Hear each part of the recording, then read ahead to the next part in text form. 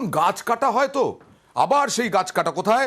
এই যে মনীষীদের যে ছবি সেখানে সুন্দর করে গাছ দিয়ে সাজানো হয়েছিল, সেই পুরসভা এলাকায় গাছ কেটে সাফ করে দিচ্ছে গাছ চোরেরা। কথা বলবো প্রতিনিধি শোভনের সঙ্গে। শোভন, কারা, কেন ধরা যাচ্ছে না? ওখানে সিসি ক্যামেরা নেই, কতদিন ধরে চলছে, কারো নজরে পড়ে না?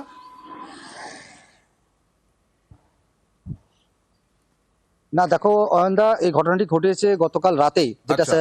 পেন্দিপুর পৌরসভার তরফে জানানো হচ্ছে যে আজকে সকালে যখন প্রাতঃ ভ্রমণের জন্য শহরের মানুষ যখন বেরোয়, তখনই কিন্তু এই মনীষীদের যে মূর্তিগুলি রয়েছে সেই মূর্তির চারপাশে লাগানো যে বিভিন্ন ধরনের গাছ, সেই গাছগুলি কাটা অবস্থা দেখতে পায়। এরপরে কিন্তু পুরসভা বিষয়টি কোতোয়ালি থানায় জানায়। কোতোয়ালি থানার তরফে পুলিশ ঘটনাস্থলে পৌঁছায় এবং সিসিটিভি এলাকায় যে সিসিটিভি রয়েছে সেই সিসিটিভির ফুটেজও খতিয়ে দেখা হচ্ছে পুলিশের তরফে। কে বা কারা এই রাতের বেলায় এই ঘটনা ঘটালো বা এর পেছনের উদ্দেশ্য কি রয়েছে সে সমস্ত কিছু পুলিশ খতিয়ে দেখছে। এবং পৌরসভার তরফে যেটা জানানো হয়েছে যে এই মনীষীদের যে সৌন্দর্যায়নের জন্য, মনীষীদের মূর্তির সৌন্দর্যায়নের জন্য এই গাছগুলি লাগানো হয়েছিল, যেগুলি কাটা অত্যন্ত কোথাও গাছ নিন্দনীয় রাখা যাচ্ছে ঘটনা। না, এবং এর কোথাও পেছনে গাছ যারা রাখা যাচ্ছে না, সব গাছ চোরেরা কেটে নিচ্ছে। পুরসভা এলাকা, হাই মাস্ট লাইট থাকে, সেই লাইটের মধ্যেও অন্ধকার নয়, তার মধ্যেও কেটে সাফ করে দিচ্ছে পুরসভা। কি বলছে দেখুন।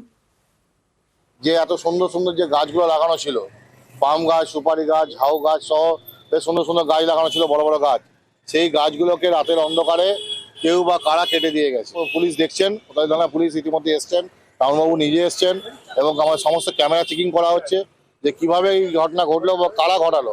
ধিক্কার জানানো কোনো ভাষা নাই, ন্যাক্কারজনক ঘটনা।